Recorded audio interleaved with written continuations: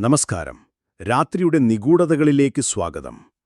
നിങ്ങളുടെ ഉറക്കം കെടുത്തുന്ന, മനസ്സിനെ അസ്വസ്ഥമാക്കുന്ന, ഇരുട്ടിന്റെ മറഞ്ഞിരിക്കുന്ന യാഥാർത്ഥ്യങ്ങളെക്കുറിച്ച് അറിയാൻ നിങ്ങൾക്ക് ആഗ്രഹമുണ്ടോ? എങ്കിൽ നൈറ്റ് ടെയിൽസ് നിങ്ങളോടൊപ്പമുണ്ട്. ഇന്ന് നമ്മൾ കടന്നു ചെല്ലുന്നത് ലോകചരിത്രത്തെ തന്നെ മാറ്റിമറിച്ചു എന്ന് വിശ്വസിക്കപ്പെടുന്ന ഒരു രഹസ്യ സംഘടനയുടെ ആഴങ്ങളിലേക്കാണ്. മനുഷ്യരാശിയുടെ നിയതിയെ അവരുടെ ഇഷ്ടത്തിനൊത്ത് മാറ്റിയെഴുതാൻ ശ്രമിച്ച ഒരു വിഭാഗം ആളുകളുടെ കഥയിലേക്ക്. അവർ ആരായിരുന്നു?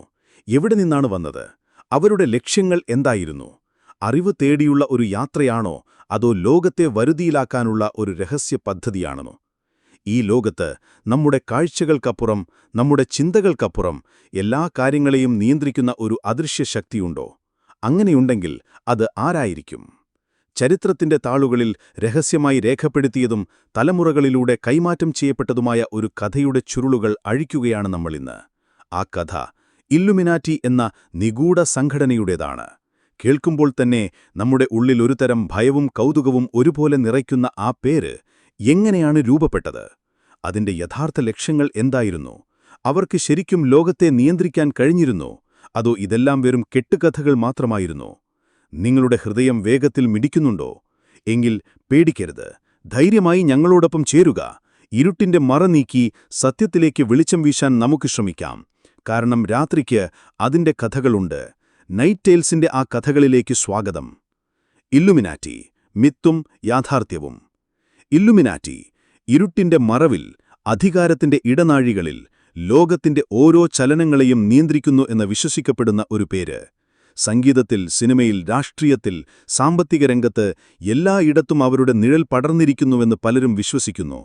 എന്നാൽ ഈ കഥയുടെ സത്യമെന്താണ്? ഒരു ചെറിയ ജർമ്മൻ നഗരത്തിൽ ഒരു കൂട്ടം ചിന്തകന്മാർ തുടങ്ങിവെച്ച ഈ രഹസ്യ സംഘടന എങ്ങനെയാണ് ലോകത്തെ വിറപ്പിക്കുന്ന ഒരു മിത്തായി മാറിയത്? ഇന്ന് നമ്മൾ പരിശോധിക്കുന്നത് ഈ മിത്തുകൾക്ക് പിന്നിലെ യാഥാർത്ഥ്യത്തെയാണ്. ഇല്ലുമിനാറ്റി എന്ന പേര് എങ്ങനെയുണ്ടായി? ആരായിരുന്നു അതിന്റെ സ്ഥാപകൻ? അവരുടെ ആദർശങ്ങൾ എന്തായിരുന്നു? എന്തുകൊണ്ടാണ് അവർ രഹസ്യമായി പ്രവർത്തിക്കാൻ തീരുമാനിച്ചത്? ഈ ചോദ്യങ്ങൾക്കെല്ലാം ഉത്തരം കണ്ടെത്താൻ നമ്മൾ ചരിത്രത്തിന്റെ ഇരുണ്ട ഇടനാഴികളിലൂടെ സഞ്ചരിക്കുകയാണ്. ഭാഗം 1. പ്രബുദ്ധതയുടെ കാലഘട്ടവും ആദം വെയ്ഷോഫ്റ്റും. നമ്മുടെ കഥ തുടങ്ങുന്നത് 18-ാം നൂറ്റാണ്ടിലെ യൂറോപ്പിലാണ്. ഇന്ന് നമ്മൾ കാണുന്ന യൂറോപ്പായിരുന്നില്ല അത്. രാജാക്കന്മാരും രാജ്ഞിമാരും സഭയും ലോകത്തിന്റെ ഗതി നിയന്ത്രിച്ച ഒരു കാലം. വെളിച്ചം കുറഞ്ഞ അന്ധവിശ്വാസങ്ങളും പാരമ്പര്യങ്ങളും സാധാരണ ജനങ്ങളുടെ ജീവിതത്തെ ഭരിച്ച ഒരു കാലഘട്ടം. അറിവ് സമ്പന്നർക്കും പുരോഹിതന്മാർക്കും മാത്രം സ്വന്തമായിരുന്നു. ചോദ്യങ്ങൾ ചോദിക്കാൻ ഭയന്നിരുന്ന ഒരു സമൂഹം. എന്നാൽ ഈ ഇരുട്ടിനിടയിലും ഒരു പുതിയ വെളിച്ചം ഉദിച്ചുയരാൻ തുടങ്ങിയിരുന്നു. അതാണ് പ്രബുദ്ധതയുടെ കാലഘട്ടം അഥവാ ദി എൻലൈറ്റൻമെന്റ്. യുക്തിയുടെയും ശാസ്ത്രത്തിന്റെയും വിവേകത്തിന്റെയും പ്രാധാന്യം വിളിച്ചോതുന്ന ഒരു ചിന്താ വിപ്ലവമായിരുന്നു അത്. ആളുകൾ ചോദ്യങ്ങൾ ചോദിക്കാൻ തുടങ്ങി. എന്തിനാണ് രാജാക്കന്മാർക്ക് ഇത്രയും അധികാരം?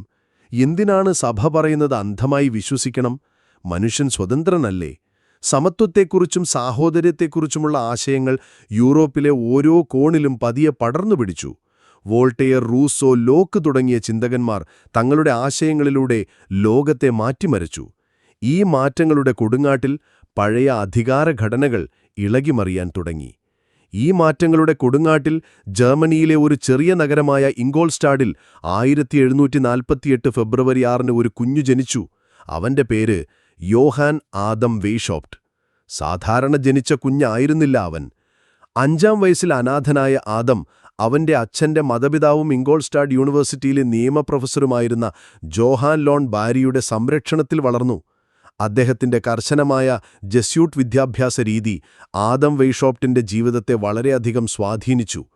അറിവിനോടുള്ള അടങ്ങാത്ത ദാഹം, യുക്തിപരമായ ചിന്താഗതി, ലോകത്തെക്കുറിച്ചുള്ള ആഴത്തിലുള്ള അന്വേഷണം ഇതെല്ലാം ആദമിന്റെ സ്വഭാവത്തിന്റെ ഭാഗമായി മാറി. ജെസ്യൂട്ട് സഭ കടുത്ത അച്ചടക്കത്തിനും വിജ്ഞാനത്തിനും മതപരമായ അധികാരത്തിനും ഊന്നൽ നൽകിയിരുന്നു. എന്നാൽ വെയ്ഷോഫ്റ്റ് ഈ വിദ്യാഭ്യാസ സമ്പ്രദായത്തിൽ തന്നെ ചോദ്യങ്ങൾ കണ്ടെത്താൻ തുടങ്ങി. മതത്തിന്റെ അമിതമായ സ്വാധീനം ചിന്താസ്വാതന്ത്ര്യത്തെ തടസ്സപ്പെടുത്തുന്നുവെന്ന് അയാൾക്ക് തോന്നി. 1772 തന്റെ 24-ാം വയസ്സിൽ വെയ്ഷോഫ്റ്റ് ഇംഗോൾസ്റ്റാഡ് യൂണിവേഴ്സിറ്റിയിൽ നിയമപ്രൊഫസറായി നിയമിതനായി. ഇത് വളരെ വലിയൊരു നേട്ടമായിരുന്നു. എന്നാൽ ജെസ്യൂട്ട് സഭയുടെ ശക്തമായ സ്വാധീനം അവിടെയും നിലനിന്നിരുന്നു. സർവകലാശാലയിലെ മിക്ക പ്രൊഫസർമാരും ജെസ്യൂട്ടുകളായിരുന്നതിനാൽ സ്വതന്ത്രമായി ചിന്തിക്കാനും പഠിപ്പിക്കാനും വെയ്ഷോപ്റ്റിന് കഴിഞ്ഞില്ല. ഇത് അദ്ദേഹത്തെ അസ്വസ്ഥനാക്കി. അറിവ് മനുഷ്യനെ സ്വതന്ത്രനാക്കുമെന്നും യുക്തിപരമായ ചിന്തയിലൂടെ മാത്രമേ മനുഷ്യന് പൂർണ്ണത നേടാൻ കഴിയൂ എന്നും വെയ്ഷോപ്റ്റ് വിശ്വസിച്ചു. അന്ധവിശ്വാസങ്ങളെയും അടിച്ചമർത്തലെയും ഇല്ലാതാക്കി ഒരു പുതിയ സാമൂഹിക ക്രമം സ്ഥാപിക്കണമെന്ന് അയാൾ ആഗ്രഹിച്ചു. എന്നാൽ ഈ ലക്ഷ്യം പരസ്യമായി നേടാൻ സാധിക്കില്ല എന്ന് അയാൾക്ക് തോന്നി. കാരണം അന്നത്തെ ശക്തരായ സഭയും ഭരണകൂടവും അത്തരം ആശയങ്ങളെ അടിച്ചമർത്താൻ തയ്യാറായിരുന്നു. ഫ്രീമെയ്സൺസ് പോലുള്ള രഹസ്യ സംഘടനകളിൽ വെയ്ഷോപ്റ്റിന് താൽപ്പര്യമുണ്ടായിരുന്നു. ഈ സംഘടനകൾ രഹസ്യമായി പ്രവർത്തിച്ചു, അംഗങ്ങൾക്കിടയിൽ ജ്ഞാനം പങ്കുവയ്ക്കുകയും ചെയ്തു. എന്നാൽ ഫ്രീമെയ്സൺ സംഘടനയുടെ ചില പോരായ്മകൾ വെയ്ഷോപ്റ്റ് കണ്ടു. അത് എല്ലാവരെയും ഉൾക്കൊള്ളുന്നതൊന്നായിരുന്നില്ല, കൂടാതെ അതിന്റെ ലക്ഷ്യങ്ങൾ താൻ ആഗ്രഹിച്ചത്ര വിപ്ലവകരമായിരുന്നില്ല എന്നതും അദ്ദേഹത്തിന് തോന്നി. അങ്ങനെയാണ് തന്റെ ആശയങ്ങൾ പ്രാവർത്തികമാക്കാൻ വേണ്ടി വെയ്ഷോപ്റ്റ് സ്വന്തമായി ഒരു രഹസ്യ സംഘടന സ്ഥാപിക്കാൻ തീരുമാനിക്കുന്നത്.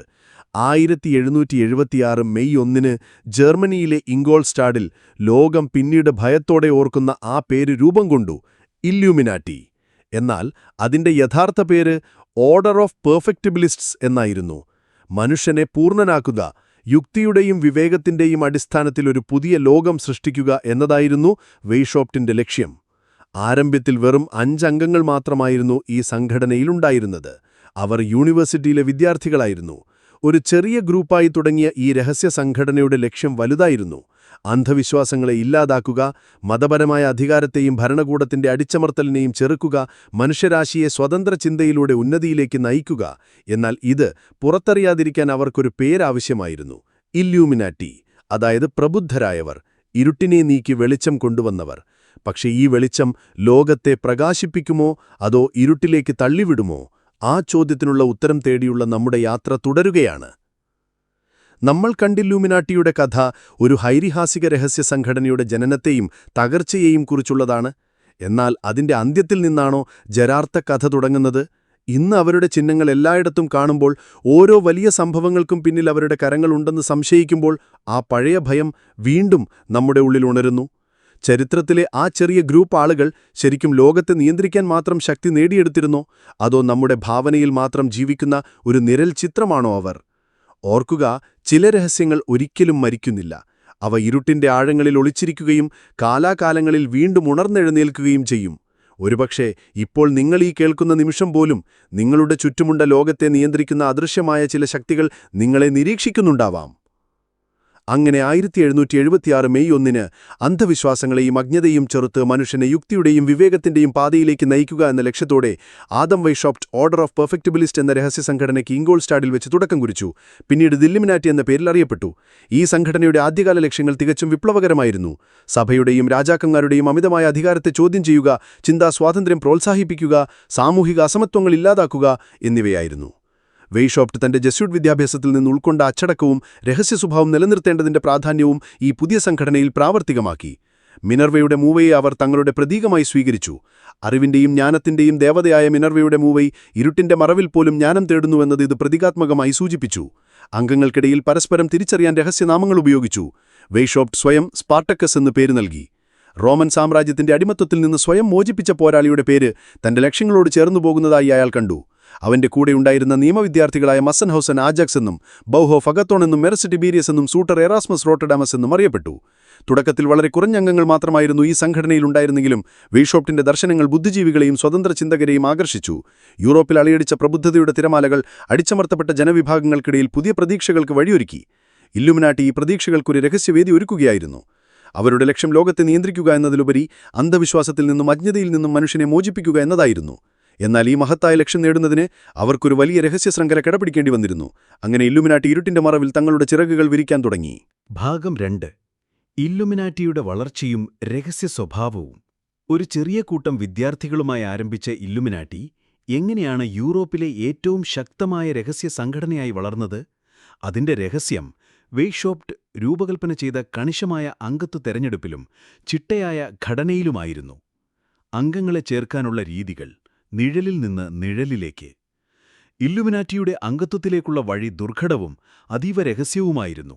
ആരെയും കണ്ണുമടച്ച് അവർ തങ്ങളുടെ കൂടെ കൂട്ടിയില്ല. വേഷോപ്റ്റിന്റെ പ്രധാന ലക്ഷ്യം സമൂഹത്തിൽ സ്വാധീനമുള്ള, ബുദ്ധിശാലികളായ, സ്വതന്ത്ര ചിന്താഗതിക്കാരെ കണ്ടെത്തുക എന്നതായിരുന്നു. സർവകലാശാല പ്രൊഫസർമാർ, ഡോക്ടർമാർ, അഭിഭാഷകർ, സാമ്പത്തിക വിദഗ്ധർ, പ്രഭുക്കന്മാർ, രാഷ്ട്രീയക്കാർ ഇങ്ങനെയുള്ളവരെയാണ് അവർ ലക്ഷ്യമിട്ടത്.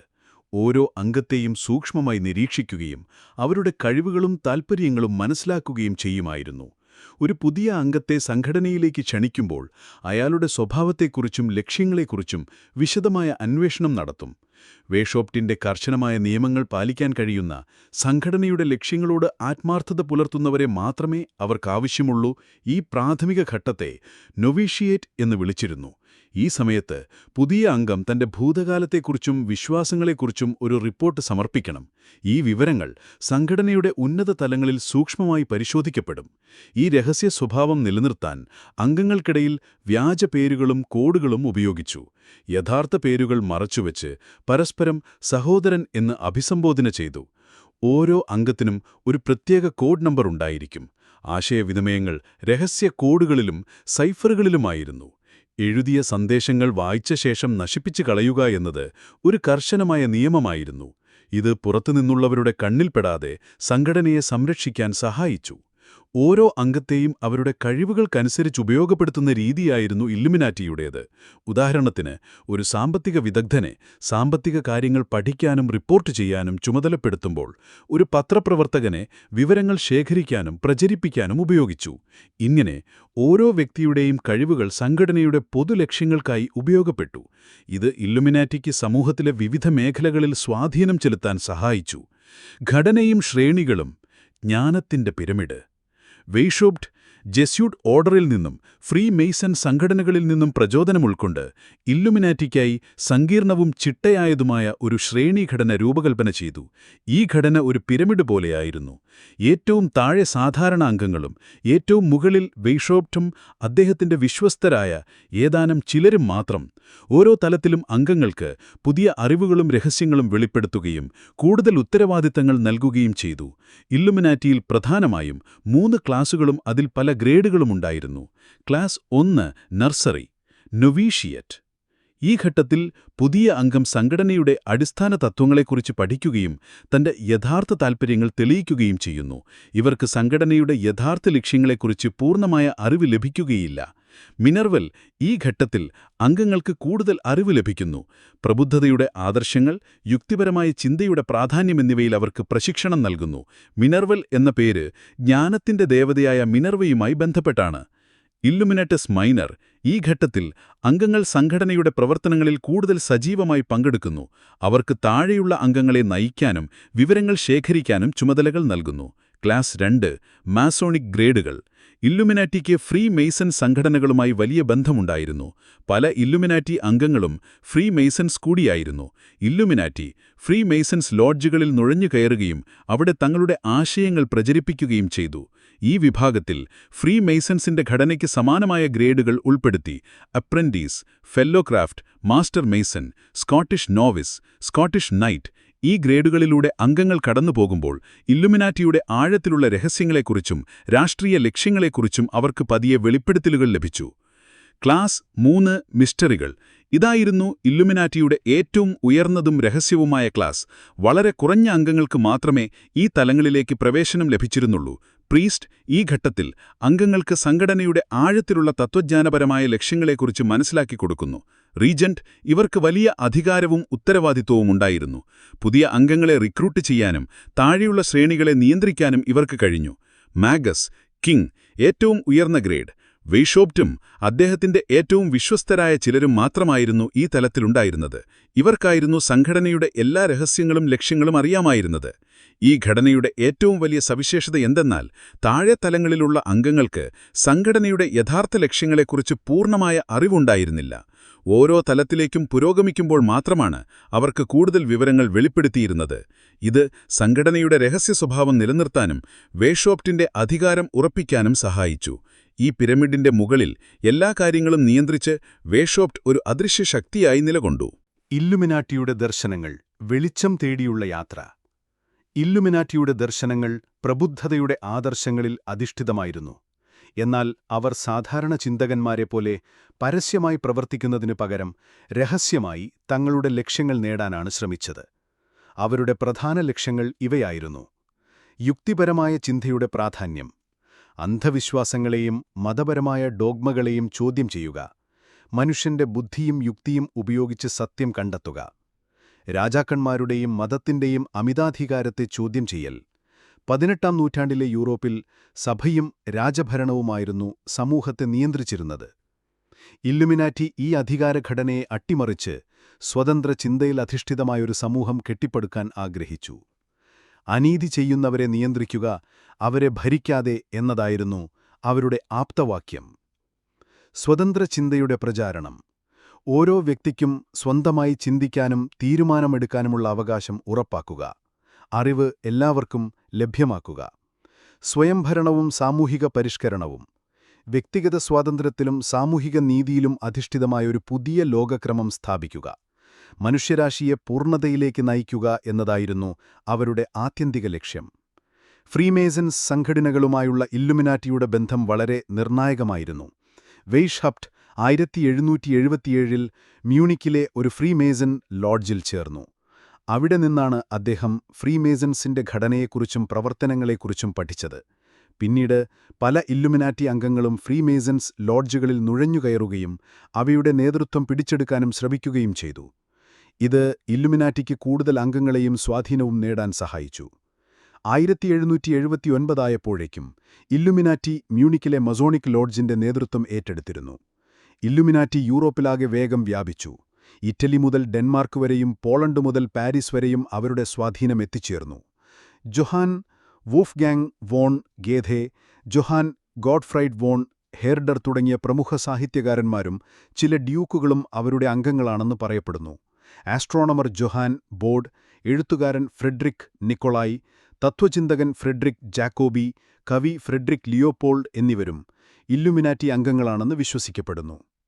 പ്രബുദ്ധതയുടെ ആശയങ്ങൾ പ്രചരിപ്പിക്കുന്ന ഒരു ചെറിയ രഹസ്യ സംഘടനയെന്ന നിലയിൽ നിന്ന് യൂറോപ്പിലെ ഉന്നത സമൂഹത്തിൽ സ്വാധീനം ചെലുത്തുന്ന ഒരു നിഴൽ ശക്തിയായി ഇല്ലുമിനാറ്റി വളരുകയായിരുന്നു. എന്നാൽ ഈ വളർച്ചയ്ക്ക് അതിൻ്റേതായ വില കൊടുക്കേണ്ടി വരുമെന്നവർ അറിഞ്ഞില്ല. ഇരുട്ടിന്റെ മറവിൽ വളരുന്ന ഓരോ ശക്തിക്കും ഒരു ശത്രു ഉണ്ടാകും. ഇല്ലുമിനാറ്റിയുടെ ശത്രുക്കൾ അവരുടെ ഓരോ നീക്കത്തെയും നിരീക്ഷിച്ചുകൊണ്ടിരുന്നു. ആ ശത്രുക്കൾ ആരായിരുന്നു? അവരുടെ തകർച്ചയ്ക്ക് കാരണമായത് എന്താണ്? ഫ്രീമേസൺസ് ലോഡ്ജുകളിലൂടെയും ബുദ്ധിജീവികൾക്കിടയിലും ഇല്ലുമിനാറ്റി തങ്ങളുടെ വേരുകൾ ആഴത്തിൽ ഉറപ്പിക്കാൻ തുടങ്ങി. വെറും 5 അംഗങ്ങളുമായി തുടങ്ങിയ ആ ചെറിയ കൂട്ടം ചുരുങ്ങിയ കാലം കൊണ്ട് യൂറോപ്പിലെ പല പ്രധാന നഗരങ്ങളിലും തങ്ങളുടെ സ്വാധീനം വ്യാപിപ്പിച്ചു. അവരുടെ രഹസ്യരീതികളും യുക്തിയിലധിഷ്ഠിതമായ ദർശനങ്ങളും ഒരു പുതിയ ലോകക്രമം എന്ന ആശയവും പലരെയും ആകർഷിച്ചു.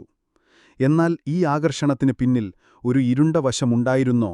വെളിച്ചം തേടിയുള്ള യാത്ര യഥാർത്ഥത്തിൽ അധികാരത്തിലേക്കുള്ള ഒരു നിഗൂഢപാതയായിരുന്നോ? ഇല്ലുമിനാറ്റിയുടെ ദർശനങ്ങൾ, വെളിച്ചം തേടിയുള്ള യാത്രയുടെ യഥാർത്ഥ ലക്ഷ്യങ്ങൾ. ഇല്ലുമിനാറ്റിയുടെ ഔദ്യോഗിക ദർശനങ്ങൾ പ്രബുദ്ധതയുടെ ഉദാത്തമായ ആദർശങ്ങളെയാണ് ഉയർത്തിപ്പിടിച്ചത്. അജ്ഞതയുടെയും അന്ധവിശ്വാസങ്ങളുടെയും ചങ്ങലകളിൽ നിന്ന് മനുഷ്യരാശിയെ മോചിപ്പിക്കുക, യുക്തിയുടെയും വിവേകത്തിന്റെയും വെളിച്ചം പരത്തുക, സ്വതന്ത്ര ചിന്തയെ പ്രോത്സാഹിപ്പിക്കുക, സാമൂഹിക അസമത്വങ്ങളില്ലാതാക്കി ഒരു പുതിയ ലോകം പടുത്തുയർത്തുക, ഇതൊക്കെയായിരുന്നു അവരുടെ പ്രഖ്യാപിത ലക്ഷ്യങ്ങൾ.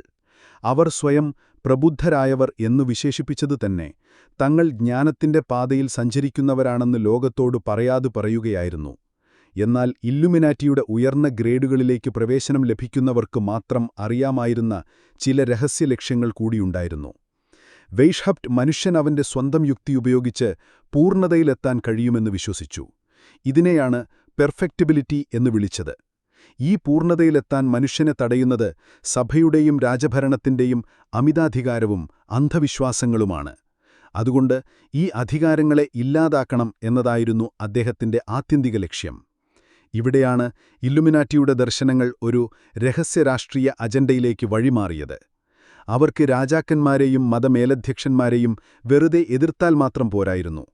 അവരെ അധികാരത്തിൽ നിന്ന് നിഷ്കാസനം ചെയ്യണമായിരുന്നു. ഒരു പുതിയ സാമൂഹിക ക്രമം സ്ഥാപിക്കപ്പെടണം. ഈ പുതിയ ക്രമത്തിൽ സാധാരണ ജനങ്ങൾ അറിവുള്ളവരായിരിക്കണം. അവരുടെ ഭരണത്തെ അറിവുള്ള ഒരു എലീറ്റ് വിഭാഗം നിയന്ത്രിക്കണം. ഈ എലീറ്റ് വിഭാഗം മറ്റാരുമായിരുന്നില്ല, ഇല്ലുമിനാറ്റി അംഗങ്ങൾ തന്നെയായിരുന്നു. വെയ്ഷ്ഹപ്റ്റ് വിഭാവനം ചെയ്ത പുതിയ ലോകക്രമം എന്നത് ഒരു തരം മതമില്ലാത്ത മതമായിരുന്നു. അവിടെ യുക്തിയാണ് ദൈവം, മനുഷ്യന്റെ ബുദ്ധിയാണ് ആചാരങ്ങൾ. ഇത് കേൾക്കുമ്പോൾ പ്രബുദ്ധമായൊരാശയമായി തോന്നാമെങ്കിലും ഇതിന്റെ ഉള്ളിൽ ഒരു തരം ഏകാധിപത്യപരമായ ചിന്താഗതി ഒളിഞ്ഞിരിപ്പുണ്ടായിരുന്നു. കാരണം ആര് എന്ത് ചിന്തിക്കണം, എങ്ങനെ ചിന്തിക്കണം എന്ന് തീരുമാനിക്കാൻ ഒരു രഹസ്യ സംഘടന ശ്രമിക്കുകയായിരുന്നു. ഫ്രീമേസൺസ് സംഘടനകളുമായുള്ള ഇല്ലുമിനാറ്റിയുടെ ബന്ധം അവർക്ക് തങ്ങളുടെ ലക്ഷ്യങ്ങൾ നേടുന്നതിൽ വലിയ സഹായമായി.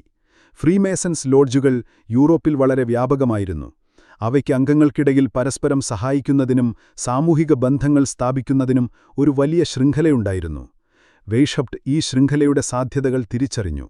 ഓരോ ലോഡ്ജും നമ്മുടെ ആവശ്യങ്ങൾക്കനുസരിച്ച് ഒരടിമത്തെരുവായി മാറണം എന്ന് അദ്ദേഹം എഴുതിയതായി പറയപ്പെടുന്നു.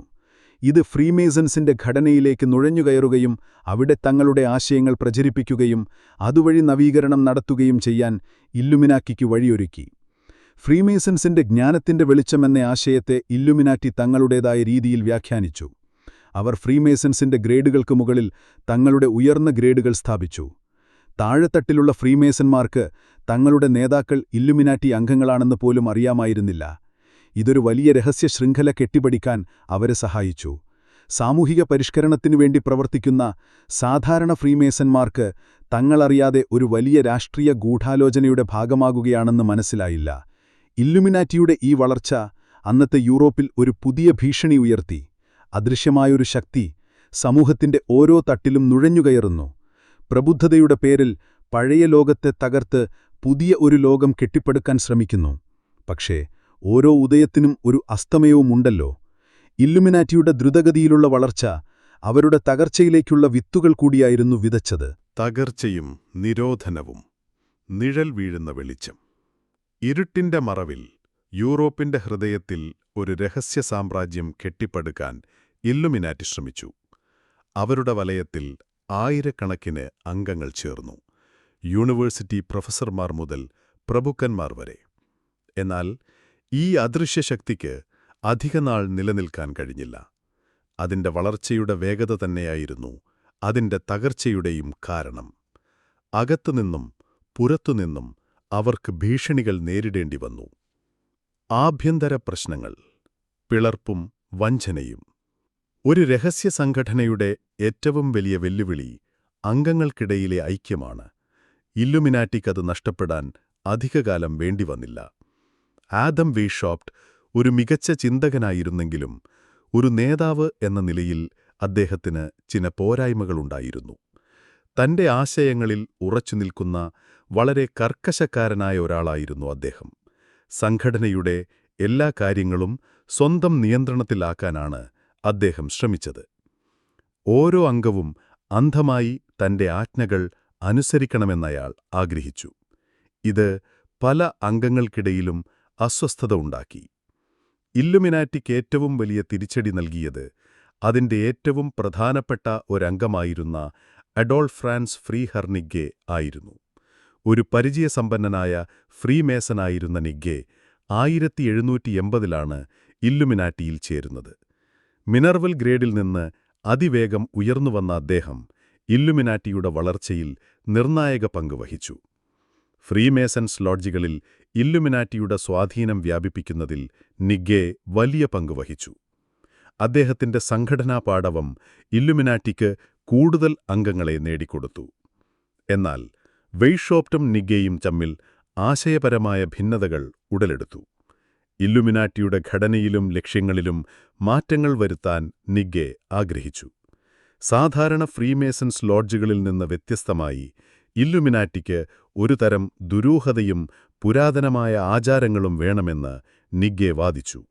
എന്നാൽ വെയ്ഷ്ഹപ്റ്റ് ഇതിനെതിരായിരുന്നു. അയാൾ യുക്തിയിലും ചിട്ടയായ പ്രവർത്തനത്തിലും മാത്രം വിശ്വസിച്ചു. വെയ്ഷ്ഹപ്റ്റിന്റെ കടുത്ത നിയന്ത്രണങ്ങളും നിഗ്ഗെയുടെ വർദ്ധിച്ചുവരുന്ന സ്വാധീനവും തമ്മിൽ ഒരു ശീതയുദ്ധം ആരംഭിച്ചു. നിഗ്ഗെയ്ക്ക് വെയ്ഷ്ഹപ്റ്റിന്റെ ഏകാധിപത്യപരമായ ശൈലിയിൽ അതൃപ്തിയുണ്ടായിരുന്നു. ഞാനൊരടിമയാകാനോ അല്ലെങ്കിൽ അടിമകളെ ഭരിക്കാനോ ആഗ്രഹിക്കുന്നില്ല എന്ന് നിഗ്ഗെ പിന്നീടെഴുതി. 1784 ഈ ഭിന്നതകൾ മൂർച്ഛിക്കുകയും നിഗ്ഗെ ഇല്ലുമിനാറ്റി വിട്ടുപോവുകയും ചെയ്തു. ഇത് സംഘടനയ്ക്ക് ഒരു വലിയ തിരിച്ചടിയായിരുന്നു.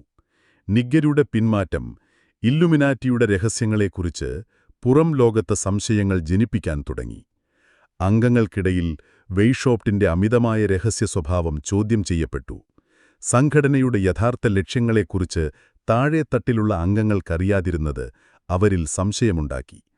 ഇത് പലരെയും ഇല്ലുമിനാറ്റിയിൽ നിന്ന് അകറ്റി.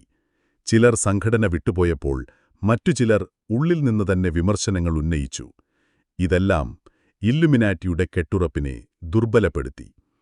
ബവേറിയൻ സർക്കാരിന്റെ ഇടപെടൽ, ഭയവും പ്രതിരോധവും.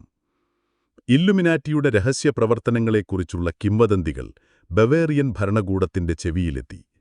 അന്നത്തെ യൂറോപ്പിലെ ഭരണാധികാരികൾക്ക് രഹസ്യ സംഘടനകളെയും വിപ്ലവകരമായ ആശയങ്ങളെയും വലിയ ഭയമായിരുന്നു. ഫ്രീമേസൺസ്, റോസിക്രൂഷ്യൻസ് പോലുള്ള സംഘടനകൾക്ക് പോലും വലിയ നിയന്ത്രണങ്ങളുണ്ടായിരുന്നു. ഇല്ലുമിനാറ്റിയുടെ ലക്ഷ്യങ്ങൾ രാജഭരണത്തെയും കത്തോലിക്ക സഭയെയും അട്ടിമറിക്കുക എന്നതാണെന്ന് അവർക്ക് മനസ്സിലായി. ബവേറിയൻ ഭരണകൂടം, പ്രത്യേകിച്ച് ബവേറിയയിലെ ഇലക്ടറായ ചാൾസ് തിയോഡോർ, ഇല്ലുമിനാറ്റിയെ ഒരു വലിയ ഭീഷണിയായി കണ്ടു. കത്തോലിക്ക സഭയും ഇല്ലുമിനാറ്റിയുടെ സ്വതന്ത്ര ചിന്തകളെയും യുക്തിപരമായ ദർശനങ്ങളെയും ശക്തമായി എതിർത്തു. അവർ ഇല്ലുമിനാറ്റിയെ മതനിഷേധികളായും രാജ്യദ്രോഹികളായും ചിത്രീകരിച്ചു. ബവേറിയൻ സർക്കാർ ഇല്ലുമിനാറ്റിയെ നിരീക്ഷിക്കാൻ ചാരന്മാരെ നിയോഗിച്ചു. അവരുടെ ഭാഗത്തായി സംഘടനയുടെ രഹസ്യങ്ങളെക്കുറിച്ചറിയാൻ അവർ കിണഞ്ഞു ശ്രമിച്ചു. ഈ സമയത്താണ് ഇല്ലുമിനാറ്റി വിട്ടുപോയ ചില അംഗങ്ങൾ സർക്കാരിനു മുൻപിൽ തങ്ങളുടെ വെളിപ്പെടുത്തലുകൾ നടത്തുന്നത്. അവരുടെ മൊഴികളും പിടിച്ചെടുത്ത രഹസ്യരേഖകളും ഇല്ലുമിനാറ്റിയുടെ യഥാർത്ഥ ലക്ഷ്യങ്ങളെക്കുറിച്ച് ഞെട്ടിക്കുന്ന വിവരങ്ങൾ പുറത്തുവിട്ടു. 1785 നിരോധനം, ഒരധ്യായത്തിന്റെ അന്ത്യം. 1784 ബവേറിയൻ ഇലക്ടർ ചാൾസ് തിയോഡോർ രഹസ്യ സംഘടനകളെ, പ്രത്യേകിച്ച് ഫ്രീമേസൺസ്, ഇല്ലുമിനാറ്റി എന്നിവയെ നിരോധിച്ചുകൊണ്ടുള്ള ഒരു ഉത്തരവ് പുറപ്പെടുവിച്ചു. എന്നാൽ ഈ ഉത്തരവ് ഇല്ലുമിനാറ്റി അംഗങ്ങളെ കാര്യമായി ബാധിച്ചില്ല. കാരണം അവർക്ക് എളുപ്പത്തിൽ ഒളിവിൽ പ്രവർത്തിക്കാൻ കഴിഞ്ഞു. എന്നാൽ 1785 കാര്യങ്ങൾ മാറിമറിഞ്ഞു. ഇല്ലുമിനാറ്റിയുടെ ഒരു പ്രധാന ദൂതനായിരുന്ന ജോസഫ് ഉഡ്സ്നീഡർ മിഷണറി പ്രവർത്തനങ്ങൾക്കായി റെഗൻസ്ബർഗിലേക്ക് പോകുകയായിരുന്നു. കയ്യിൽ ഇല്ലുമിനാറ്റിയുടെ രഹസ്യരേഖകളും കോഡുകളും അംഗങ്ങളുടെ വിവരങ്ങളുമടങ്ങിയ ഒരു സ്യൂട്ട്കേസ് ഉണ്ടായിരുന്നു. വഴിമധ്യേ ഇടിമിന്നലേറ്റ് അയാൾ മരിച്ചു. ആ സ്യൂട്ട്കേസ് ബവേറിയൻ അധികൃതർക്ക് ലഭിക്കുകയും അതിലെ വിവരങ്ങൾ ഇല്ലുമിനാറ്റിയുടെ യഥാർത്ഥ ലക്ഷ്യങ്ങളെക്കുറിച്ച് അവർക്ക് വ്യക്തമായ സൂചന നൽകുകയും ചെയ്തു. ഇത് ഇല്ലുമിനാറ്റിയുടെ മേൽ ശക്തമായ നടപടികൾ സ്വീകരിക്കാൻ സർക്കാരിനെ പ്രേരണയായി. 1785 മാർച്ചിൽ ബവേറിയൻ സർക്കാർ ഇല്ലുമിനാറ്റിയെ പൂർണ്ണമായി നിരോധിച്ചു. സംഘടനയുടെ രേഖകൾ പിടിച്ചെടുക്കുകയും അംഗങ്ങളെ വേട്ടയാടുകയും ചെയ്തു. പലരെയും അറസ്റ്റ് ചെയ്യുകയും ചോദ്യം ചെയ്യുകയും നാടുകടത്തുകയും ചെയ്തു. ഇല്ലുമിനാറ്റിയുടെ സ്ഥാപകനായ ആദം വെയ്ഷോപ്റ്റ് ഒളിവിൽ പോകേണ്ടിവന്നു.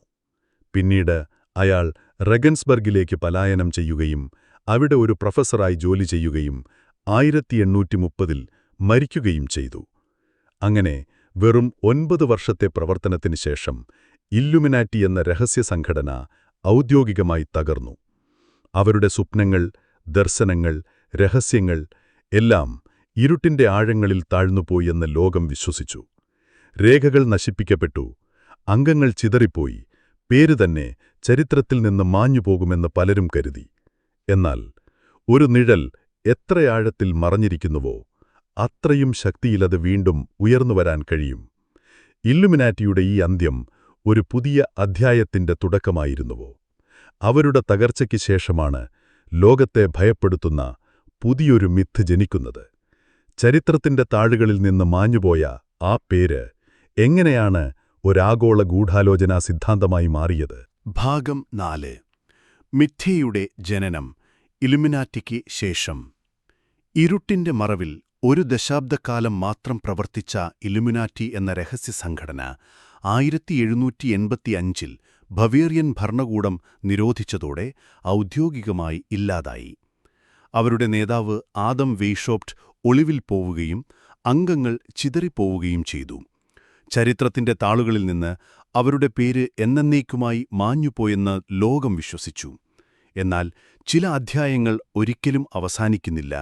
പകരം അവ കൂടുതൽ ആഴമേറിയതും ഭീകരവുമായ രൂപത്തിൽ തിരികെ വരുന്നു. ഇലുമിനാറ്റിയുടെ കാര്യത്തിലും സംഭവിച്ചത് ഇതുതന്നെയായിരുന്നു. അവരുടെ അന്ത്യം ഒരു പുതിയ മിത്തിന്റെ തുടക്കം മാത്രമായിരുന്നു.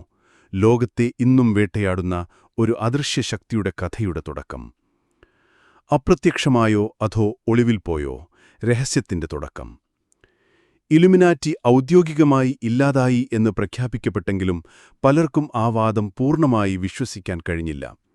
ഇത്രയും കുറഞ്ഞ കാലയളവിനുള്ളിൽ യൂറോപ്പിന്റെ വിവിധ ഭാഗങ്ങളിൽ സ്വാധീനം സ്ഥാപിച്ച ഒരു സംഘടന വെറുമൊരു സർക്കാർ ഉത്തരവിലൂടെ അപ്രത്യക്ഷമാവുമോ?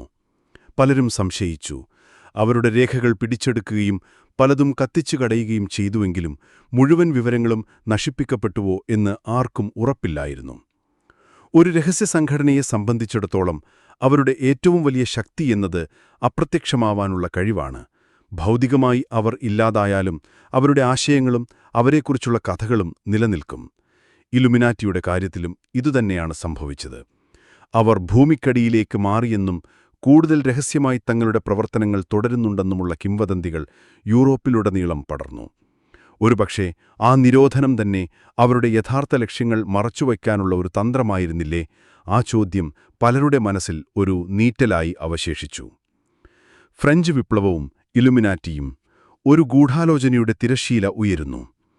ഇലുമിനാറ്റി നിരോധിക്കപ്പെട്ട ഏതാനും വർഷങ്ങൾക്കുള്ളിൽ യൂറോപ്പിനെ പിടിച്ചുകുലുക്കിക്കൊണ്ട് ഒരു വലിയ സാമൂഹികവും രാഷ്ട്രീയവുമായ പ്രക്ഷോഭം പൊട്ടിപ്പുറപ്പെട്ടു. ഫ്രഞ്ച് വിപ്ലവം 1789. രാജവാഴ്ചയെയും സഭയുടെ അധികാരത്തെയും അട്ടിമറിച്ച് സ്വാതന്ത്ര്യം, സമത്വം, സാഹോദര്യം എന്നീ ആശയങ്ങൾ ഉയർത്തിപ്പിടിച്ച ഈ വിപ്ലവം ലോകചരിത്രത്തിലെ ഒരു നിർണായക സംഭവമായിരുന്നു.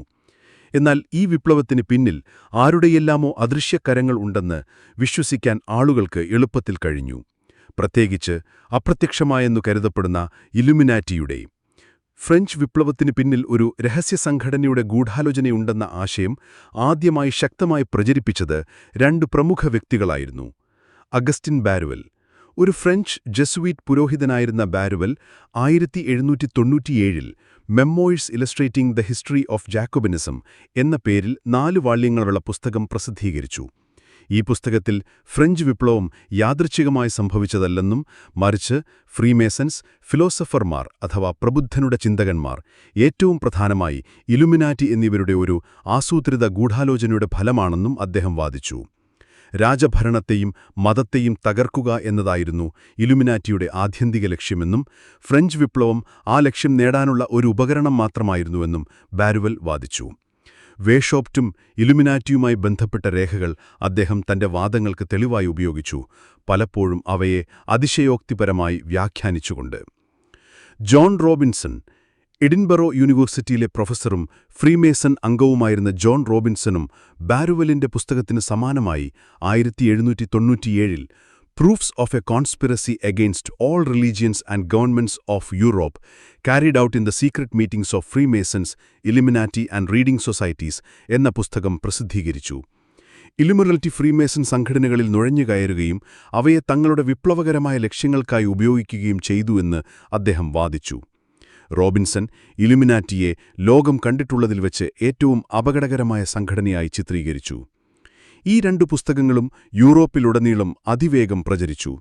യൂറോപ്പിലെ രാജാക്കന്മാരും സഭാനേതാക്കളും തങ്ങളുടെ അധികാരം നഷ്ടപ്പെടുന്നതിനെക്കുറിച്ചുള്ള ഭയം കാരണം ഈ സിദ്ധാന്തങ്ങളെ തങ്ങളുടെ താൽപ്പര്യങ്ങൾക്കായി ഉപയോഗിച്ചു. ഇലുമിനാറ്റിയെ ഒരു ഭീകര സംഘടനയായി ചിത്രീകരിച്ച് ഏതൊരു സാമൂഹിക മാറ്റത്തെയും അവർക്ക് എതിരാക്കാൻ ശ്രമിച്ചു. 19-ാം നൂറ്റാണ്ടിലെ ഗൂഢാലോചനാ സിദ്ധാന്തങ്ങൾ. ഒരു പുതിയ ലോകക്രമത്തിന്റെ ഭയം. ബാരുവെല്ലിന്റെയും റോബിൻസണിന്റെയും പുസ്തകങ്ങൾ ഇലുമിനാറ്റിയെക്കുറിച്ചുള്ള ഗൂഢാലോചനാ സിദ്ധാന്തങ്ങൾക്ക് ഒരു അടിത്തറ പാകി. 19-ാം നൂറ്റാണ്ടിൽ യൂറോപ്പിൽ സാമൂഹികവും രാഷ്ട്രീയവുമായ മാറ്റങ്ങൾ തുടർന്നപ്പോൾ ഇലുമിനാറ്റിയുടെ നിഴൽ പലപ്പോഴും ഇതിനു പിന്നിൽ ആരോപിക്കപ്പെട്ടു. ഫ്രീമേസൺസും ഇലുമിനാറ്റിയും ബന്ധിപ്പിച്ചുകൊണ്ടുള്ള കഥകൾ. ഫ്രീമേസൺ സംഘടനകളെക്കുറിച്ചുള്ള പൊതുജനാജ്ഞതയും അവരുടെ രഹസ്യ ആചാരങ്ങളും ഇലുമിനാറ്റി സിദ്ധാന്തങ്ങൾക്ക് ഇന്ധനം പകർന്നു. ഫ്രീമേസൺസ് ഉള്ള സംഘടനകളിൽ ഇലുമിനാറ്റിയുടെ ഒരു രഹസ്യ വിഭാഗം ഇപ്പോഴും പ്രവർത്തിക്കുന്നുണ്ടെന്നും ലോകത്തിലെ എല്ലാ പ്രധാന സംഭവങ്ങളെയും അവർ നിയന്ത്രിക്കുന്നുണ്ടെന്നും ആളുകൾ വിശ്വസിക്കാൻ തുടങ്ങി. പുതിയ ലോകക്രമം എന്ന ആശയത്തിന്റെ ആദ്യകാല രൂപങ്ങൾ. ഇലുമിനാറ്റി ഒരു പുതിയ ലോകക്രമം സ്ഥാപിക്കാൻ ശ്രമിക്കുന്നു എന്ന ആശയം 19-ാം നൂറ്റാണ്ടിൽ ശക്തമായി. ഇത് വെറും യൂറോപ്പിൽ ഒതുങ്ങുന്ന ഒന്നായിരുന്നില്ല, ലോകം മുഴുവൻ അവരുടെ നിയന്ത്രണത്തിലാക്കുക എന്നതായിരുന്നു അവരുടെ ലക്ഷ്യം. ഈ ആശയം പിന്നീട് 20-ാം നൂറ്റാണ്ടിൽ കൂടുതൽ ശക്തി പ്രാപിച്ചു. സാമ്പത്തിക നിയന്ത്രണം, ലോക സമ്പദ്വ്യവസ്ഥയെ നിയന്ത്രിക്കാൻ ഇലുമിനാറ്റി ശ്രമിക്കുന്നു എന്ന വാദങ്ങളും ഉയർന്നുവന്നു. ബാങ്കുകൾ, സാമ്പത്തിക സ്ഥാപനങ്ങൾ എന്നിവയുടെ പിന്നിൽ ഇലുമിനാറ്റിയുടെ കരങ്ങളുണ്ടെന്ന് ആരോപിക്കപ്പെട്ടു. ഇലുമിനാറ്റിക്ക് ശേഷം വന്ന ഏതൊരു പ്രധാന ചരിത്ര സംഭവങ്ങളും അവരുടെ സാന്നിധ്യം വീണ്ടും ഉറപ്പിക്കുന്നതിന് കാരണമായി. യൂറോപ്പിലെ വിപ്ലവങ്ങൾ, സാമ്പത്തിക പ്രതിസന്ധികൾ, രാഷ്ട്രീയ അട്ടിമറികൾ എല്ലാത്തിനും പിന്നിൽ ഈ അദൃശ്യശക്തിയെ ആളുകൾ കണ്ടു. യഥാർത്ഥത്തിൽ ഇലുമിനാറ്റി എന്ന സംഘടന ഒരു ചെറിയ കാലയളവിൽ മാത്രം നിലനിന്ന ഒന്നായിരിക്കാം. എന്നാൽ അതിനെക്കുറിച്ചുള്ള ഭയവും സംശയവും ഒരു വൈറസ് പോലെ പടർന്നു. ഒരു ചെറിയ രഹസ്യ സംഘടന ലോകത്തെ നിയന്ത്രിക്കുന്ന ഒരു ആഗോള ഗൂഢാലോചന ശക്തിയായി ജനമനസ്സുകളിൽ രൂപാന്തരപ്പെട്ടു. അവരുടെ ഔദ്യോഗികമായ അന്ത്യം ഒരു മിത്തിന്റെ ജനനത്തിന് വഴിയൊരുക്കുകയായിരുന്നു. ഈ മിത്ത് എങ്ങനെയാണ് 20-ാം നൂറ്റാണ്ടിലും അതിനപ്പുറത്തും വളർന്നത്? ഇന്നും ലോകത്തെ ഭയപ്പെടുത്തുന്ന ഒരു ശക്തിയായി അത് എങ്ങനെ നിലനിൽക്കുന്നു? ആധുനിക ഇലുമിനാറ്റിയുടെ കഥകളിലേക്ക്. ഭാഗം 5. ആധുനിക ഇല്ലുമിനാറ്റി, ഒരാഗോള പ്രതിഭാസം. ഫ്രഞ്ച് വിപ്ലവത്തിന്റെ അസ്വസ്ഥമായ കാലഘട്ടത്തിൽ ഇല്ലുമിനാറ്റിയുടെ നിഴൽ ഒരു ഭീകരമായ ഗൂഢാലോചനയായി വളർന്നു. അന്ധവിശ്വാസങ്ങളിൽ നിന്നും അജ്ഞതയിൽ നിന്നും മനുഷ്യനെ മോചിപ്പിക്കാൻ ശ്രമിച്ച ഒരു ചെറിയ കൂട്ടം ആളുകൾ പിന്നീട് ലോകത്തെ നിയന്ത്രിക്കുന്ന ഒരു അദൃശ്യ ശക്തിയായി രൂപാന്തരപ്പെട്ടു. എന്നാൽ 19-ാം നൂറ്റാണ്ടിന്റെ അവസാനത്തോടെ ഈ സിദ്ധാന്തങ്ങൾ പതിയെ മങ്ങാൻ തുടങ്ങി. ആദം വെയ്ഷോപ്റ്റിന്റെ ഇല്ലുമിനാറ്റി ചരിത്രത്തിന്റെ ഒരു അധ്യായം മാത്രമായി അവശേഷിച്ചുവെന്ന് പലരും കരുതി. എന്നാൽ അവർക്ക് തെറ്റി. 20-ാം നൂറ്റാണ്ടിന്റെ പ്രക്ഷുബ്ധമായ കാലഘട്ടത്തിൽ ഇല്ലുമിനാറ്റി എന്ന പേര് വീണ്ടും ഉയർത്തെഴുന്നേറ്റു, ഒരു പുതിയ ഭീകരമായ രൂപത്തിൽ, ലോകത്തെ മുഴുവൻ ഭയപ്പെടുത്തിക്കൊണ്ട്.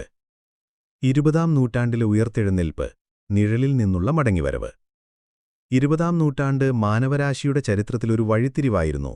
2 ലോകമഹായുദ്ധങ്ങൾ, സാമ്പത്തിക മാന്ദ്യം, വൻതോതിലുള്ള സാമൂഹിക രാഷ്ട്രീയ മാറ്റങ്ങൾ, സാങ്കേതികവിദ്യയുടെ കുതിച്ചുചാട്ടം, ഇതെല്ലാം മനുഷ്യനെ അസ്ഥിരപ്പെടുത്തി.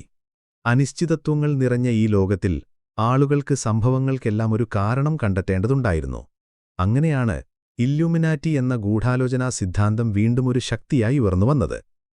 ലോകമഹായുദ്ധങ്ങൾക്കും സാമ്പത്തിക പ്രതിസന്ധികൾക്കും പിന്നിൽ ഇല്ലുമിനാറ്റിയുടെ കരങ്ങളുണ്ടെന്ന് പലരും വിശ്വസിച്ചു.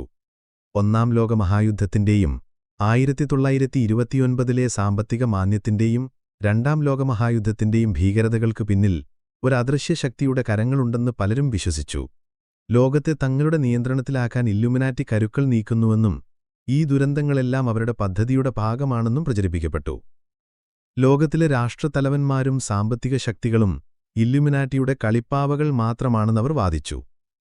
പുതിയ ലോകക്രമമെന്ന ആശയം കൂടുതൽ ശക്തി പ്രാപിച്ചു.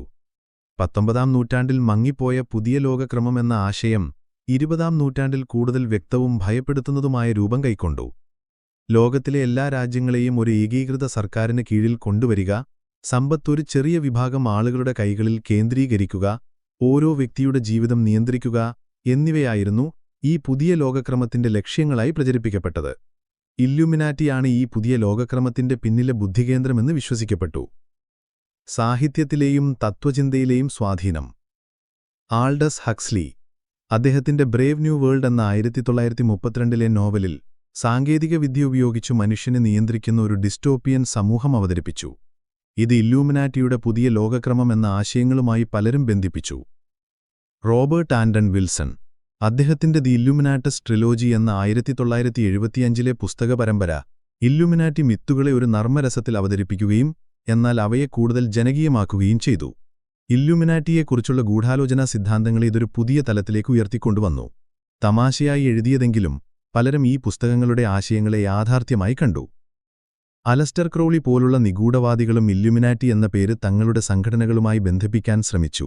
ഇത് യഥാർത്ഥ ഇല്ലുമിനാറ്റിയുടെ ചരിത്രത്തെ കൂടുതൽ സങ്കീർണമാക്കി. സാമ്പത്തിക ഗൂഢാലോചനകൾ. ഫെഡറൽ റിസർവ് ബാങ്ക്, ലോകബാങ്ക്, അന്താരാഷ്ട്ര നാണയനിധി, IMF തുടങ്ങിയ ആഗോള സാമ്പത്തിക സ്ഥാപനങ്ങൾക്ക് പിന്നിൽ ഇല്ലുമിനാറ്റിയുടെ കരങ്ങളുണ്ടെന്നും ലോക സമ്പദ്വ്യവസ്ഥയെ അവർ തങ്ങളുടെ നിയന്ത്രണത്തിലാക്കുന്നുവെന്നും വാദിക്കപ്പെട്ടു. സമ്പന്നരായ കുടുംബങ്ങളെയും ബാങ്കർമാരെയും, ഉദാഹരണത്തിന് റോത്ത്ഷൈൽഡ് കുടുംബം, റോക്ക്ഫെല്ലർ കുടുംബം എന്നിവരെ ഇല്ലുമിനാറ്റിയുമായി ബന്ധിപ്പിച്ചുകൊണ്ടുള്ള സിദ്ധാന്തങ്ങൾ വ്യാപകമായി പ്രചരിച്ചു. 20-ാം നൂറ്റാണ്ടിൽ ലോകം കണ്ട വലിയ മാറ്റങ്ങളും അനിശ്ചിതത്വങ്ങളും അദൃശ്യമായ ഒരു ശക്തിയെ ഭയപ്പെടാൻ ജനങ്ങൾക്കൊരു കാരണം നൽകി. ഇല്യൂമിനാറ്റി അജ്ഞാതമായതിനെക്കുറിച്ചുള്ള മനുഷ്യന്റെ ഭയത്തെയും നിയന്ത്രണം നഷ്ടപ്പെടുന്നതിനെക്കുറിച്ചുള്ള ആകുണ്ഠതയും പ്രതിനിധീകരിക്കുന്ന ഒരു പ്രതീകമായി മാറി. പോപ്പ് കൾച്ചറിലെ ഇല്യൂമിനാറ്റി ചിഹ്നങ്ങളുടെ ലോകം. 20-ാം നൂറ്റാണ്ടിന്റെ അവസാനത്തോടെയും 21-ാം നൂറ്റാണ്ടിലും ഇല്യൂമിനാറ്റി മിത്ത് പോപ്പ് കൾച്ചറിൽ ഒരു ഒഴിച്ചുകൂടാനാവാത്ത ഘടകമായി മാറി. സിനിമകൾ, ടെലിവിഷൻ പരമ്പരകൾ, പുസ്തകങ്ങൾ, വീഡിയോ ഗെയിമുകൾ, സംഗീതം എല്ലായിടത്തും ഇല്യൂമിനാറ്റിയുടെ സാന്നിധ്യം കാണാൻ കഴിഞ്ഞു. പുസ്തകങ്ങൾ. ഡാൻ ബ്രൗണിന്റെ ആഞ്ചൽസ് ആൻഡ് ഡീമൺസ് 2000 എന്ന നോവൽ ഇല്യൂമിനാറ്റിയെക്കുറിച്ചുള്ള ഗൂഢാലോചനാ സിദ്ധാന്തങ്ങളെ ആഗോളതലത്തിൽ ജനകീയമാക്കി. പുരാതനമായൊരു രഹസ്യ സംഘടന വാറ്റിക്കാനെ നശിപ്പിക്കാൻ ശ്രമിക്കുന്നതും അതിന്റെ ചിഹ്നങ്ങളും രഹസ്യങ്ങളും അന്വേഷിക്കുന്നതുമായ കഥ കോടിക്കണക്കിന് വായനക്കാരെ ആകർഷിച്ചു. ഇത് പലരെയും ഇല്യൂമിനാറ്റിയെക്കുറിച്ച് കൂടുതൽ അന്വേഷിക്കാൻ പ്രേരിപ്പിച്ചു. സിനിമകളും ടെലിവിഷൻ പരമ്പരകളും. ഡാൻ ബ്രൗണിന്റെ നോവലിന്റെ ചലച്ചിത്രാവിഷ്കാരം 2009-ൽ നാഷണൽ ട്രഷർ പോലുള്ള സിനിമകൾ, വിവിധ ടെലിവിഷൻ പരമ്പരകൾ ഇല്യൂമിനാറ്റിയെ ലോകത്തിന്റെ ശ്രദ്ധയിലേക്ക് കൊണ്ടുവന്നു. പലപ്പോഴും ഒരു വില്ലൻ ശക്തിയായോ ലോകത്തെ നിയന്ത്രിക്കുന്ന അദൃശ്യ ശക്തിയായോ ആണ് അവരെ ചിത്രീകരിച്ചത്. സംഗീതലോകത്ത്. ഹിപ്പ് ഹോപ്പ്, പോപ്പ് സംഗീത മേഖലയിൽ ഇല്യൂമിനാറ്റിയെക്കുറിച്ചുള്ള സംശയങ്ങൾ വ്യാപകമായി. പ്രമുഖ സംഗീതജ്ഞരായ Beyonce, Jay Z, Lady Gaga, Rihanna തുടങ്ങിയവർ തങ്ങളുടെ സംഗീത വീഡിയോകളിലും സ്റ്റേജ് ഷോകളിലും ഇല്യൂമിനാറ്റി ചിഹ്നങ്ങൾ ഉപയോഗിക്കുന്നുവെന്ന് ആരോപിക്കപ്പെട്ടു. ചില ആർട്ടിസ്റ്റുകൾ മനഃപൂർവ്വം ഈ ചിഹ്നങ്ങൾ ഉപയോഗിച്ചത് വിമർശനങ്ങളെ ആകർഷിക്കാനും ശ്രദ്ധ നേടാനുമായിരുന്നു. എന്നാൽ പലപ്പോഴും ഇത് തെറ്റിദ്ധാരണകളുടെയും അമിത വ്യാഖ്യാനങ്ങളുടെയും ഫലമായിരുന്നു. ഒരു ത്രികോണമല്ലെങ്കിൽ കണ്ണ് അല്ലെങ്കിൽ ഒരു പ്രത്യേക ആംഗിൾ പോലും ഇല്യൂമിനാറ്റി ചിഹ്നങ്ങളായി വ്യാഖ്യാനിക്കപ്പെട്ടു. പ്രതീകങ്ങളും ചിഹ്നങ്ങളും. ഇല്യൂമിനാറ്റി ചിഹ്നങ്ങൾ ആഗോളതലത്തിൽ തിരിച്ചറിയുന്നതുമായി മാറി. എല്ലാം കാണുന്ന കണ്ണ്. സാധാരണയായ ഒരു പിരമിഡിന്റെ മുകളിൽ കാണുന്ന ഈ കണ്ണ് അമേരിക്കൻ ഡോളർ നോട്ടിന്റെ പുറകിലും കാണാം. ഇത് ഇല്യൂമിനാറ്റിയുടെ സർവ്വവ്യാപിയായ നിരീക്ഷണത്തെയും നിയന്ത്രണത്തെയും പ്രതിവൽക്കരിക്കുന്നുവെന്ന് വിശ്വസിക്കപ്പെടുന്നു. പിരമിഡ്. ഇല്യൂമിനാറ്റിയുടെ ശ്രേണീകരമായ ഘടനയെയും അവരുടെ രഹസ്യ സ്വഭാവത്തെയും ഇത് സൂചിപ്പിക്കുന്നു. മൂങ്ങ. ഇല്യൂമിനാറ്റിയുടെ ആദ്യകാല പ്രതീകങ്ങളിലൊന്നായ മിനർവയുടെ മൂങ്ങ ഇന്നും പല ഗൂഢാലോചനാ സിദ്ധാന്തങ്ങളിലും ഒരു രഹസ്യ ചിഹ്നമായി ഉപയോഗിക്കുന്നു. പ്രശസ്തരായ വ്യക്തികൾ ഇല്യൂമിനാറ്റി അംഗങ്ങളാണെന്ന പ്രചാരണം സാധാരണമായി. രാഷ്ട്രീയക്കാർ, വ്യവസായ പ്രമുഖർ, സെലിബ്രിറ്റികൾ ഈക്കർക്കെല്ലാം ഇല്യൂമിനാറ്റിയുമായി ബന്ധമുണ്ടെന്ന് വിശ്വസിക്കപ്പെട്ടു. ഇത് ആളുകൾക്കിടയിൽ ഇല്യൂമിനാറ്റിയെക്കുറിച്ചുള്ള ഭയവും കൗതുകവും വർദ്ധിപ്പിച്ചു. ഇന്റർനെറ്റിന്റെ സ്വാധീനം. മിത്തും യാഥാർത്ഥ്യവും തമ്മിലുള്ള അതിരുകൾ മായുമ്പോൾ. 21-ാം നൂറ്റാണ്ടിൽ ഇന്റർനെറ്റിന്റെയും സോഷ്യൽ മീഡിയയുടെയും കടന്നുവരവ് ഇല്യൂമിനാറ്റി ഗൂഢാലോചനാ സിദ്ധാന്തങ്ങൾക്കൊരു പുതിയ മാനം നൽകി. വിവരങ്ങൾ അതിവേഗം ലോകമെമ്പാടും പ്രചരിപ്പിക്കാനുള്ള ഒരു വലിയ വേദിയായി ഇന്റർനെറ്റ് മാറി. അതിവേഗത്തിലുള്ള പ്രചാരണം. യൂട്യൂബ് ചാനലുകൾ, സോഷ്യൽ മീഡിയ പ്ലാറ്റ്ഫോമുകൾ, ഫേസ്ബുക്ക്, ട്വിറ്റർ, ഇൻസ്റ്റാഗ്രാം, ടിക്ടോക്ക്, ബ്ലോഗുകൾ, വെബ്സൈറ്റുകൾ എന്നിവയിലൂടെ ഇല്യൂമിനാറ്റിയെക്കുറിച്ചുള്ള സിദ്ധാന്തങ്ങൾ കാട്ടുതീ പോലെ പടർന്നു.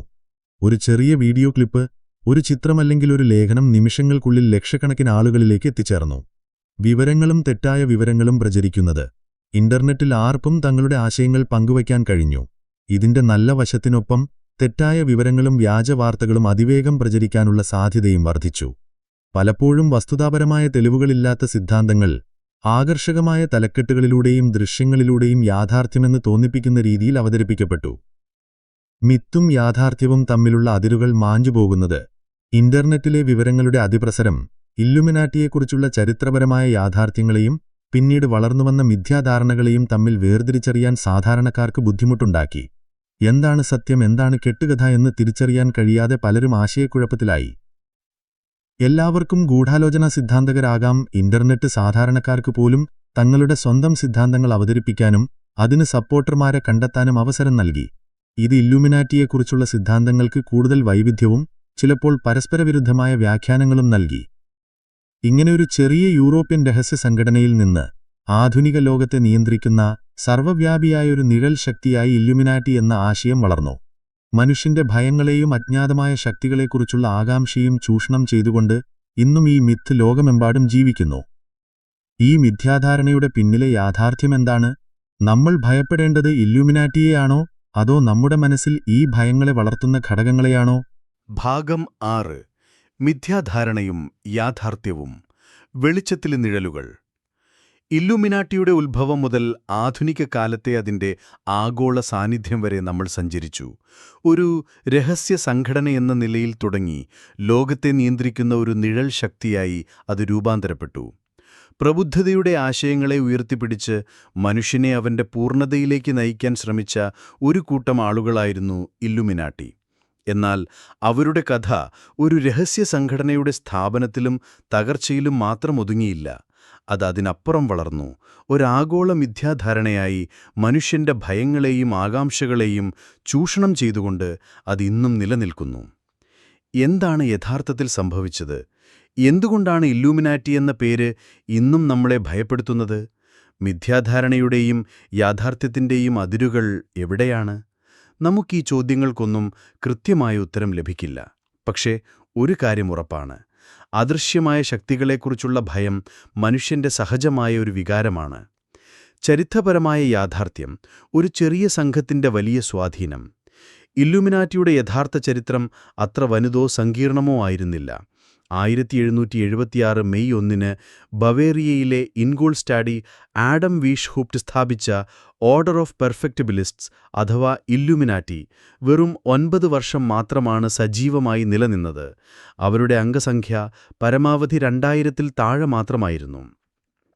ഇല്ലുമിനാറ്റി ഒരു ചെറിയ കാലയളവിൽ മാത്രം നിലനിന്ന ഒരു രഹസ്യ സംഘടനയായിരുന്നു. 1785-ൽ ബവേറിയൻ ഭരണകൂടം ഇവരെ നിരോധിച്ചു. വെയ്ഷ്ഹോപ്റ്റ് അടക്കമുള്ള നേതാക്കൾ ഒളിവിൽ പോവുകയും സംഘടന ചിതറിപ്പോവുകയും ചെയ്തു. ചരിത്രപരമായ രേഖകൾ വ്യക്തമാക്കുന്നത് ഇല്ലുമിനാറ്റി ഒരു ലോക ഗവൺമെന്റ് സ്ഥാപിക്കുന്നതിൽ വിജയിച്ചില്ല, അല്ലെങ്കിൽ ഫ്രഞ്ച് വിപ്ലവത്തിന് പിന്നിൽ പ്രധാന ശക്തിയായി പ്രവർത്തിച്ചില്ല എന്നതാണ്.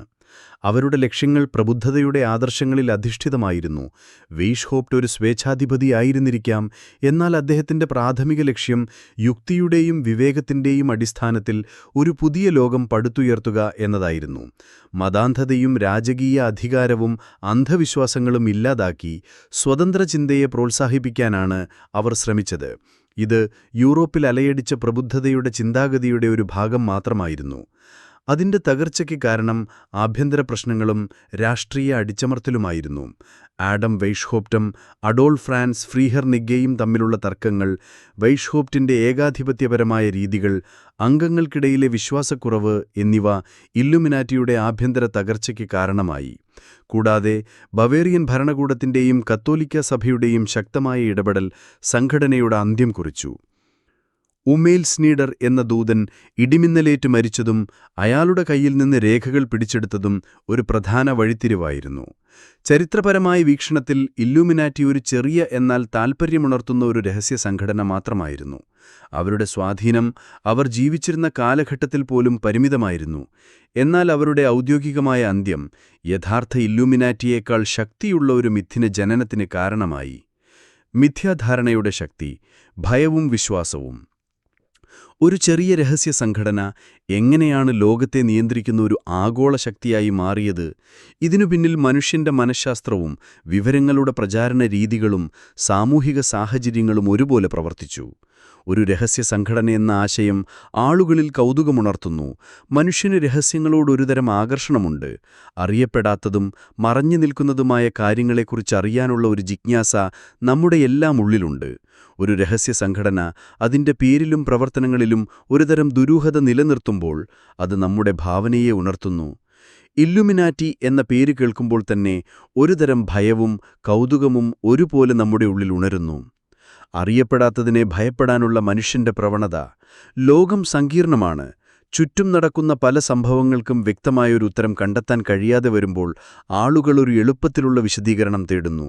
വലിയ ദുരന്തങ്ങൾ, സാമ്പത്തിക പ്രതിസന്ധികൾ, രാഷ്ട്രീയ അട്ടിമറികൾ എന്നിവയ്ക്ക് പിന്നിൽ ഒരു അദൃശ്യമായ ശക്തിയുടെ കരങ്ങളുണ്ടെന്ന് വിശ്വസിക്കുന്നത് കാര്യങ്ങളെ ലളിതമാക്കാനും ഒരുതരം നിയന്ത്രണ ബോധം നൽകാനും സഹായിക്കുന്നു. ഈ അദൃശ്യമായ ശക്തിയെ ഇല്ലുമിനാറ്റി എന്ന് വിളിക്കുമ്പോൾ ആളുകൾക്ക് ഭയം തോന്നുകയും എന്നാൽ അതിലൂടെ ലോകത്തെക്കുറിച്ചൊരുതരം ധാരണ ലഭിക്കുകയും ചെയ്യുന്നു. ലോകത്തിലെ പ്രശ്നങ്ങൾക്കൊരു എളുപ്പത്തിലുള്ള കാരണം കണ്ടെത്താനുള്ള ശ്രമം. ഒരു ലോകമഹായുദ്ധം നടക്കുമ്പോൾ, ദശലക്ഷങ്ങളിലധികം ആളുകൾ മരിക്കുമ്പോൾ അതിനു പിന്നിൽ ഒരു വ്യക്തിയുടെയോ ഒരു ചെറിയ കൂട്ടം ആളുകളുടെയോ സ്വാർത്ഥപരമായ ലക്ഷ്യങ്ങളുണ്ട് എന്ന് വിശ്വസിക്കുന്നത് ആ വലിയ ദുരന്തത്തിന്റെ ഭീകരതയെ ഉൾക്കൊള്ളാൻ സഹായിച്ചേക്കാം. അത് സിസ്റ്റത്തിന്റെ പരാജയത്തേക്കാൾ വ്യക്തികളുടെ തിന്മയുടെ ഫലമായി ചിത്രീകരിക്കപ്പെടുന്നു. മാറ്റങ്ങളെയും അജ്ഞാത ശക്തികളെയും ഭയപ്പെടാനുള്ള പ്രവണത. സമൂഹം അതിവേഗം മാറിക്കൊണ്ടിരിക്കുമ്പോൾ ചില ആളുകൾക്ക് ഈ മാറ്റങ്ങളെ ഉൾക്കൊള്ളാൻ ബുദ്ധിമുട്ടാണ്.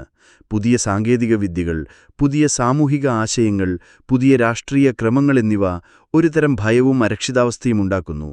ഈ മാറ്റങ്ങൾക്ക് പിന്നിലൊരു രഹസ്യ അജണ്ടയുണ്ടെന്ന് വിശ്വസിക്കുന്നത് ഈ മാറ്റങ്ങളെ നേരിടാനുള്ള ഒരുതരം മാനസിക പ്രതിരോധമായി ചിലർ കാണുന്നു. മനഃശാസ്ത്രപരമായ ഘടകങ്ങൾ, പാറ്റേൺ സീക്കിംഗ്. മനുഷ്യന്റെ തലച്ചോറിന് പാറ്റേണുകൾ കണ്ടെത്താനുള്ള സ്വാഭാവികമായൊരു പ്രവണതയുണ്ട്. ചിലപ്പോൾ പാറ്റേണുകൾ ഇല്ലാതിടത്തും നമ്മൾ അവയെ കണ്ടെത്തിയെന്നു വരാം. ഇല്ലൂമിനാട്ടി ചിഹ്നങ്ങൾ എല്ലായിടത്തും കാണുമ്പോൾ ആളുകൾക്കവ പരസ്പരം ബന്ധിപ്പിച്ച് ഒരു വലിയ പാറ്റേൺ ഉണ്ടാക്കാൻ കഴിയും. Confirmation bias. നമ്മൾ ഒരു കാര്യത്തിൽ വിശ്വസിക്കാൻ തുടങ്ങുമ്പോൾ ആ വിശ്വാസത്തെ ശരിവയ്ക്കുന്ന വിവരങ്ങൾ മാത്രം തേടുകയും അതിന് വിരുദ്ധമായ വിവരങ്ങളെ അവഗണിക്കുകയും ചെയ്യാനുള്ള പ്രവണതയാണിത്. ഇല്ലൂമിനാട്ടിയിൽ വിശ്വസിക്കുന്ന ഒരാൾ അവരുടെ ചിഹ്നങ്ങളെക്കുറിച്ചുള്ള ഒരു പുതിയ വീഡിയോ കാണുമ്പോൾ അത് തന്റെ വിശ്വാസത്തെ ഉറപ്പിക്കുന്നു.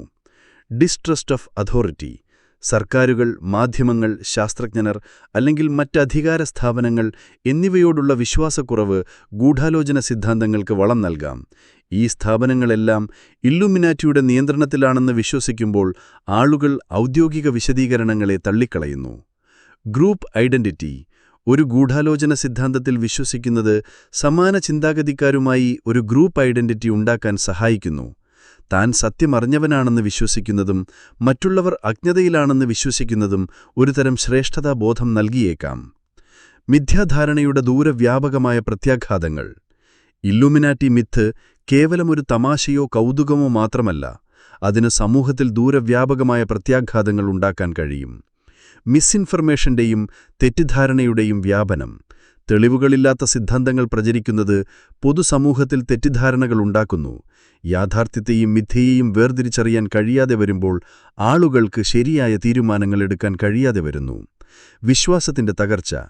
എല്ലാത്തിനും പിന്നിലൊരു ഗൂഢാലോചനയുണ്ടെന്ന് വിശ്വസിക്കുമ്പോൾ ആളുകൾക്ക് സർക്കാരുകളിലോ മാധ്യമങ്ങളിലോ ശാസ്ത്രത്തിലോ പൊതുവായ സ്ഥാപനങ്ങളിലോ വിശ്വാസം നഷ്ടപ്പെടുന്നു. ഇത് സാമൂഹിക അരാജകത്വത്തിലേക്കും ധാർമ്മികമായ തകർച്ചയിലേക്കും നയിച്ചേക്കാം. രാഷ്ട്രീയപരമായ പ്രത്യാഘാതങ്ങൾ. ഗൂഢാലോചന സിദ്ധാന്തങ്ങൾ രാഷ്ട്രീയ ധ്രുവീകരണത്തിന് കാരണമാകാം. ഒരു രാഷ്ട്രീയ നേതാവ് ഇല്ലൂമിനാറ്റിയുടെ ഏജന്റാണെന്ന് വിശ്വസിക്കുമ്പോൾ അദ്ദേഹത്തിന്റെ എല്ലാ പ്രവർത്തനങ്ങളെയും സംശയത്തോടെ കാണാൻ പ്രേരിപ്പിക്കുന്നു.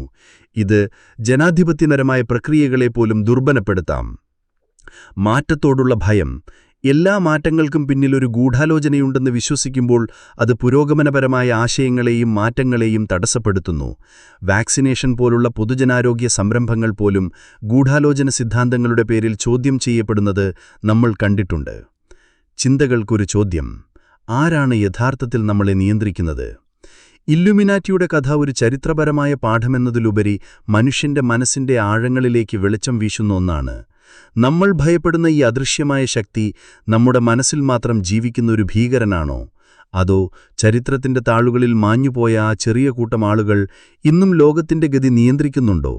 സത്യം എപ്പോഴും നമ്മുടെ കാഴ്ചകൾക്കപ്പുറം ഒളിച്ചിരിപ്പുണ്ടാവാം. എന്നാൽ ആ സത്യം കണ്ടെത്താൻ നമുക്കാവശ്യം വെളിച്ചവും യുക്തിയും മാത്രമാണ്. അന്ധമായ വിശ്വാസങ്ങൾക്കും അനാവശ്യമായ ഭയങ്ങൾക്കുമപ്പുറം വസ്തുതകളെയും തെളിവുകളെയും അടിസ്ഥാനമാക്കി കാര്യങ്ങളെ സമീപിക്കാൻ നമുക്ക് കഴിയണം. ഒരു കഥ കേൾക്കുമ്പോൾ അതിന്റെ പിന്നിലെ യാഥാർത്ഥ്യം എന്താണെന്ന് അന്വേഷിക്കാൻ നമുക്ക് സാധിക്കണം. ഒരുപക്ഷേ ലോകത്തെ നിയന്ത്രിക്കുന്ന ഏറ്റവും വലിയ ശക്തി ഇല്ലുമിനാറ്റിയോ മറ്റു രഹസ്യ സംഘടനകളോ ആയിരിക്കില്ല. മറിച്ച് നമ്മുടെ സ്വന്തം ഭയങ്ങളും അജ്ഞതയും ചോദ്യം ചെയ്യാനുള്ള കഴിവില്ലായ്മയുമായിരിക്കാം. കാരണം അറിവാണ് യഥാർത്ഥ വെളിച്ചം, അറിവാണ് യഥാർത്ഥ ശക്തി. അതുകൊണ്ട് സുഹൃത്തുക്കളെ, ഇരുട്ടിനെ ഭയപ്പെടേണ്ട. ചോദ്യങ്ങൾ ചോദിക്കാൻ മടിക്കരുത്. ഇരുട്ടിന്റെ മറനീക്കി സത്യത്തിലേക്ക് വെളിച്ചം വീശാൻ ശ്രമിക്കുക. അപ്പോൾ മാത്രമേ യഥാർത്ഥ സ്വാതന്ത്ര്യം എന്താണെന്ന് നമുക്ക് മനസ്സിലാക്കാൻ കഴിയൂ. ഓർക്കുക, ചില രഹസ്യങ്ങൾ ഒരിക്കലും മരിക്കുന്നില്ല. അവ ഇരുട്ടിന്റെ ആഴങ്ങളിൽ ഒളിച്ചിരിക്കുകയും കാലാകാലങ്ങളിൽ വീണ്ടും ഉണർന്നെഴുന്നേൽക്കുകയും ചെയ്യും. ഒരുപക്ഷേ ഇപ്പോൾ നിങ്ങൾ ഈ കേൾക്കുന്ന നിമിഷം പോലും നിങ്ങളുടെ ചുറ്റുമുള്ള ലോകത്തെ നിയന്ത്രിക്കുന്ന അദൃശ്യമായ ചില ശക്തികൾ നിങ്ങളെ നിരീക്ഷിക്കുന്നുണ്ടാവാം. ഇരുട്ടിന് ചെവി കൊടുക്കുക, കാരണം രാത്രിക്ക് അതിൻ്റേതായ കഥകളുണ്ട്. അടുത്ത നിഗൂഢതയുമായി നൈറ്റ് ടെയിൽസ് വീണ്ടും വരും. അതുവരെ ശുഭരാത്രി.